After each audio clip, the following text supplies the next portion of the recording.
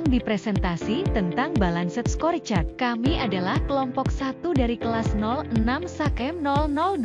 Nama kelompok kami adalah Dewi Murtasya, Dina Febriana, Hesti Hidayah, Komang Ayuni, Puspa Nursyahbani, Ulpah Rahmawati. Hari ini, kita akan menjelajahi konsep penting dalam manajemen strategis ini. Balanced Scorecard adalah alat manajemen yang diperkenalkan oleh Robert Kaplan dan David Norton pada tahun 1992. Tujuannya adalah untuk mengukur dan meningkatkan kinerja organisasi secara holistik. Ini membantu organisasi tidak hanya fokus pada hasil keuangan, tetapi juga pada faktor-faktor lain yang berkontribusi pada kesuksesan jangka panjang.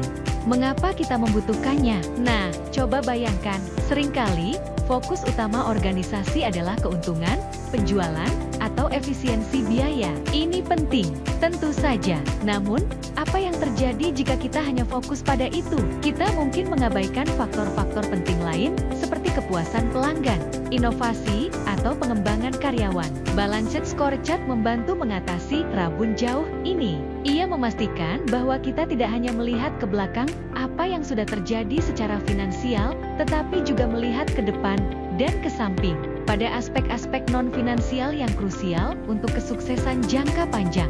1.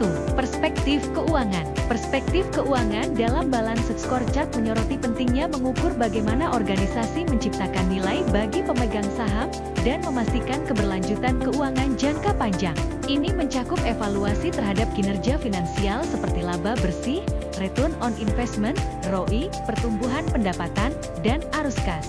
Dengan fokus pada aspek keuangan, organisasi dapat menentukan seberapa baik mereka berkinerja dalam menghasilkan keuntungan dan memberikan nilai bagi pemegang saham yang pada gilirannya mendukung pertumbuhan dan keberlangsungan operasional mereka. 2. Perspektif pelanggan. Perspektif pelanggan bertujuan untuk mengevaluasi sejauh mana organisasi memenuhi kebutuhan dan harapan pelanggan untuk mempertahankan dan meningkatkan pangsa pasar mereka. Ini melibatkan pengukuran tingkat kepuasan pelanggan, tingkat retensi pelanggan, pangsa pasar relatif, dan seberapa mungkin pelanggan merekomendasikan produk atau layanan kepada orang lain. Dengan memahami dan memenuhi kebutuhan pelanggan dengan lebih baik, organisasi dapat mempertahankan loyalitas pelanggan, meningkatkan reputasi merek, dan mencapai pertumbuhan yang berkelanjutan. 3. Perspektif proses internal. Perspektif proses internal mencerminkan evaluasi terhadap efisiensi dan efektivitas proses internal yang mendasari pencapaian kepuasan pelanggan dan hasil keuangan. Ini melibatkan pengukuran kualitas produk atau layanan, waktu siklus produksi atau pelayanan, biaya produksi atau pelayanan, dan tingkat efisiensi operasional. Dengan memahami dan meningkatkan proses internal mereka, organisasi dapat meningkatkan kualitas produk atau layanan, mengurangi biaya, dan meningkatkan kepuasan pelanggan secara keseluruhan. 4. Perspektif pembelajaran dan pertumbuhan. Perspektif pembelajaran dan pertumbuhan menilai kemampuan organisasi untuk berinovasi, belajar, dan beradaptasi dengan perubahan lingkungan. Ini melibatkan investasi dalam pengembangan karyawan, meningkatkan tingkat kepuasan dan retensi karyawan, serta kemampuan organisasi untuk menerapkan pengetahuan baru dan pengalaman untuk meningkatkan kinerja mereka. Dengan memperkuat kapasitas pembelajaran dan pertumbuhan, organisasi dapat tetap relevan, fleksibel, dan responsif terhadap perubahan pasar dan kebutuhan pelanggan yang terus berkembang. Penting untuk dipahami bahwa keempat perspektif ini tidak berdiri sendiri. Mereka saling terkait dan membentuk sebuah rantai sebab akibat.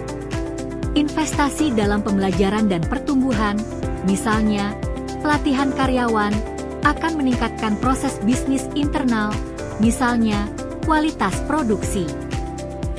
Peningkatan proses bisnis internal akan menghasilkan kepuasan pelanggan yang lebih tinggi. Dan pada akhirnya, kepuasan pelanggan yang tinggi akan mengarah pada kinerja keuangan yang lebih baik. Jadi, apa saja manfaat dari mengimplementasikan Balanced Scorecard? Mengkomunikasikan strategi ini membantu menerjemahkan visi dan strategi tingkat tinggi menjadi tujuan dan metrik yang lebih konkret, sehingga semua orang di organisasi memahami arah yang sama. Peningkatan kinerja dengan fokus pada berbagai aspek, organisasi dapat mengidentifikasi area yang perlu ditingkatkan dan mengambil tindakan korektif. Penyelarasan organisasi memastikan bahwa setiap departemen dan individu bekerja menuju tujuan yang sama. Pengambilan keputusan yang lebih baik memberikan informasi yang lebih komprehensif untuk pengambilan keputusan strategis. Mendorong akuntabilitas karena tujuan dan metrik jelas, setiap orang bertanggung jawab atas kontribusinya. Ada beberapa langkah untuk menerapkan Balanced Scorecard. 1. Menetapkan visi dan strategi, pastikan semua anggota memahami tujuan utama.